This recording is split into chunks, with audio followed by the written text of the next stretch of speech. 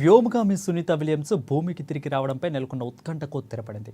అంతర్జాతీయ అంతరిక్ష కేంద్రంలో 9 నెలలుగా చిక్కుకుపోయిన భారత సంతతికి చెందిన సునీత విల్మోర్ సురక్షితంగా భూమిపై అడుగుపెట్టారు. తెల్లవారుజామున 3:27 అమెరికాలోని ఫ్లోరిడా తీరంలో సముద్ర తీరాల జలాల్లో వారు ప్రయాణిస్తున్న వ్యోమనౌక క్షేమంగా దిగడంతో అందరూ ఊపిరి పీల్చుకున్నారు. 8 రోజుల అంతరిక్ష యాత్ర కోసం గతేడాది జూన్ 5వ తేదీన అంతర్జాతీయ అంతరిక్ష కేంద్రానికి వెళ్లిన సునీత విల్మోర్ సాంకేతిక కారణాల వల్ల అక్కడే ఉండిపోయారు. వారు ప్రయాణించాల్సిన వ్యోమనౌక వారు లేకుండా భూమికి తిరిగి వచ్చింది. ఇక తాజాగా మరో వ్యోమనౌక డ్రాగన్ ఫ్రీడమ్ ద్వారా భూమికి సురక్షితంగా చేరుకున్నారు. వారి రాక సుఖాంతం కావడంతో ప్రపంచవ్యాప్తంగా వారి అభిమానులు హర్షం వ్యక్తం చేస్తున్నారు.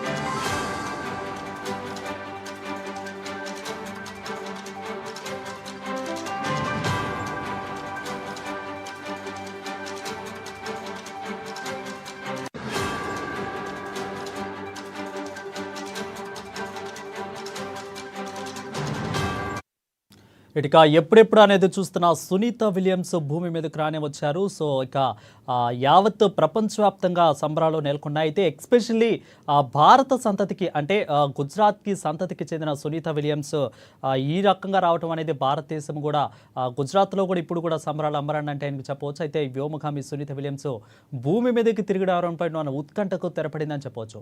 అంతర్జాతీయ అంతరిక్ష కేంద్రంలో దాదాపు 9 నెలలుగా చిక్కుపోయిన భారత సంతతికి చెందిన సునీత విల్మోర్ సురక్షితంగా భూమిపైకి తెల్లవారుజామున అడుగుపెట్టారు. ఇక తెల్లవారుజామున 3:27 అమెరికాలోని ఫ్లోరిడా తీరంలో సముద్ర జలాల్లో వారు ప్రయాణిస్తున్న వ్యోమనౌక క్షేమంగా దిగడంతో అందరూ ఊపిరి పీల్చుకున్నారు. 8 రోజులు అంతరిక్ష యాత్ర కోసం గతేడాది జూన్ 5వ తేదీన అంతర్జాతీయ అంతరిక్ష కేంద్రానికి వెళ్లిన సునీత విల్మోర్ సాంకేతిక కారణాల వల్ల అక్కడే ఉండిపోయారు. వారు ప్రయాణించాల్సిన వ్యోమనౌక వారు లేకుండానే భూమి మీదకి తిరిగి వచ్చింది. ఇక తాజాగా మరో వ్యోమనౌక డ్రాగన్ ఫ్రీడమ్ ద్వారా భూమికి సురక్షితంగా చేరుకున్నారు.